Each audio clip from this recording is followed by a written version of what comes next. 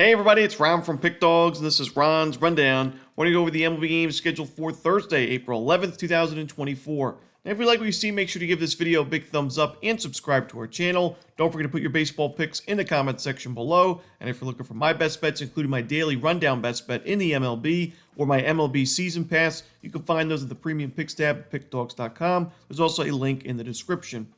Alrighty, here we go. We got a small card for Thursday. Here are the games. Next up, we see the Milwaukee Brewers taking on the Cincinnati Reds. Freddie Peralta and Nick Martinez are your starters.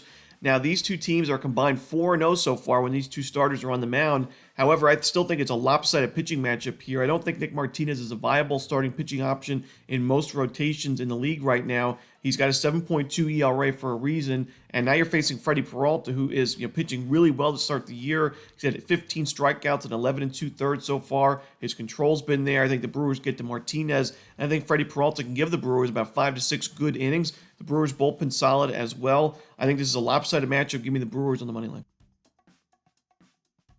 Next up, we see the first game of this Twins-Tigers series. This one's going to be 1:10 Eastern against Pablo Lopez and Tarek Skubal on the mound. And this is one of those games where I just don't know where the runs are going to come from, as you got two offenses that are struggling, especially when you look at the Minnesota Twins. Their strikeout rate's gone way up in the last week. Not having Royce Lewis in the lineup has really hurt this team. And against Tarek Skubal, who wasn't the sharpest in his last game against the A's, but still a really good option on the mound for Detroit. I don't think Minnesota does much of anything offensively, but also the Detroit Tigers, who are striking out quite a bit themselves. And we saw that game against Martin Perez, and even though the Tigers won that game in the end, if Martin Perez can go 8 innings of one-run baseball, your offense is in trouble. And Pablo Lopez is one of the better pitchers in the American League. He's able to miss some bats, even though his last game against the Guardians wasn't great. That's a team that does such a good job at limiting strikeouts. It's always been a tough matchup for Lopez. He struggled against them before, and it wasn't a surprise there. But now you're facing Detroit. I think both starting pitchers pitch really well, and both of these bullpens are solid, especially the Twins. To me, it's already a really small number, so there's not a lot of wiggle room on the under, but it's the only way I can go. Give me the under in this one. Next up, we see the Oakland Athletics taking on the Texas Rangers. J.P. Sears and John Gray are your starters. Tough game for me, but I'm leaning towards the over. I'm really concerned with J.P. Sears, somebody that I would consider a strikeout-dependent starter, only having 2 Ks in his first 9 1/3 innings. I know one of those games was against the Guardians, a team that does a great job of limiting strikeouts, but the next one against the Tigers, only the 1 strikeout there. I don't love to see that, and he's given up 9 earned runs and 2 home runs to start the season. You're facing one of the deadliest lineups in baseball in the Texas Rangers, a team that you struggled against last year, and you also have a bad bullpen to back you up. So I just think the Rangers have a big day offensively, but also John Gray has not pitched too well to start his season. He's only got 5 Ks in his first 7 1/3, and while his last game he gave up no earned runs, he still had 3 walks, 5 base hits, and 2 unearned runs given up against the Houston Astros, and he was only able to go through 3 2/3. So I worry about both starting pitchers in this match. I'm going to go with the over in the Rangers Athletics. Next up, we see the Kansas City Royals hosting the Houston Astros. Hunter Brown and Brady Singer are your starters. We mentioned that last year Brady Singer was much better at Kauffman Stadium. His ERA was a lot lower when he was pitching at home. And this season, to start 2024, his first 2 games were at Kauffman Stadium. He went 13 1/3 innings combined, 14 strikeouts, only 1 run given up, and it was 1 mistake pitch against the White Sox in that last game, and it was 1 home run, but it was still an 11-0 and 2-1 wins now for the Royals with Singer on the mound. He and this really entire Royals pitching staff, or I should say starting rotation at least, have been really solid to start the year, and it's the reason why we see the Royals above 500 to start the year. I think Singer certainly has his toughest matchup of the season against an Astros team. It's got a lot of power. Guys like Yordan Alvarez really heating up. They don't strike out too much, so I could see Singer giving up a few runs early, but I also think the Royals are a lineup you don't want to mess with right now, especially at Kauffman.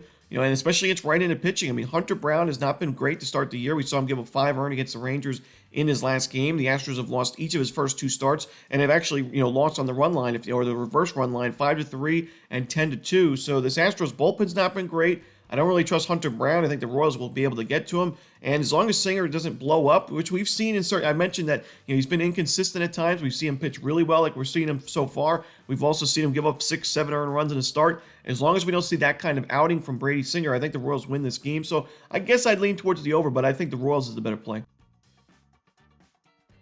Next up, we see the Pittsburgh Pirates taking on the Philadelphia Phillies. Jared Jones and Ranger Suarez are your starters. We mentioned that last year, Ranger Suarez, opposite of Brady Singer, who pitched well at home. Suarez struggled at Citizens Bank Park. He had an ERA sub-3 on the road in about 60 innings of work, but about 66 innings at home, an ERA at 5.45. And there's no surprise to start this year. Suarez had his better outing on the road at Washington than he did at home against the Braves, where he went 5 innings of 3-run ball, which is not miserable, but still 3 runs in 5 innings is not going to always be good, especially when you give up a home run. And, I think the Pittsburgh Pirates, a lineup that's hitting lefties so well, top 10 in isolated power, number 2 in team OPS, a 13.3% walk rate against lefties to start the year. They should be able to get the Ranger Suarez, and Jared Jones, I think, is a really good young pitching option in this Pirates rotation. Last game, he gave up a couple home runs, but it was still a quality start against the Orioles. He did enough to keep his team in that game, and he has 17 strikeouts in 11 2/3 innings, really missing a lot of bats. His control's been there, only 2 walks so far. The Phillies have a strong lineup, but I think Jared Jones put together another quality start. I think the Pirates back him up and get the Ranger Suarez. The Pirates bullpen, I mentioned that David Bednar is on major regression alert, in my opinion. We saw him blow the save against the Detroit Tigers. We saw him struggle against the Orioles. If it's a close game late, I am a little bit worried if Bednar makes his way into the ballgame. But as long as the Pirates have a comfortable lead late, which I think they will, I think the Pirates win this game. So give me Pittsburgh on the money line.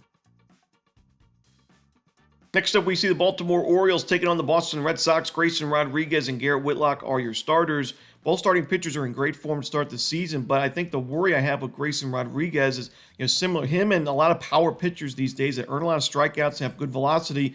That the one way you can really beat those guys is through the home run ball, and we've seen Grayson Rodriguez last year and this season, struggle with that home run ball. We've seen him give 3 home runs to start the season, and now you're pitching at Fenway Park, where last year your lone start at Fenway was an Orioles loss. He wasn't great in that game. It was 4 1/3 innings of 4-run baseball. 2 of those were unearned, but still, a lot of base runners, some sharp contact in that game. And Garrett Whitlock, with how well he's pitching, a sub-1 ERA. I know both those games were on the road, and this is going to be his first Fenway start of the year, but still, he's keeping the ball on the ground. No home runs given up. He's had 12 strikeouts in 9 1/3 innings.